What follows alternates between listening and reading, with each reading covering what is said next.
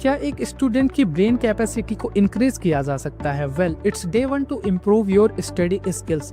एक स्टूडेंट की मेमोरी को स्ट्रांग बनाने का मतलब है किसी भी कॉन्सेप्ट को जल्दी और लंबे टाइम तक याद रखना, जिसके लिए तुमको सिंपली 3 चीजें फॉलो करनी पड़ेंगी, जिसमें से फर्स्ट है स्पेस्ड रिवीजन। एक ही टॉपिक को छोटे छोटे टाइम इंटरवल में रिपीट करो, जिससे ब्रेन उस कॉन्सेप्ट को शॉर्ट टर्म मेमोरी से लॉन्ग टर्म मेमोरी में डाल देता है और वो हमें लंबे टाइम तक के लिए याद हो जाता है। सेकेंड स्टेप है एक्टिव रिकॉल मेथड।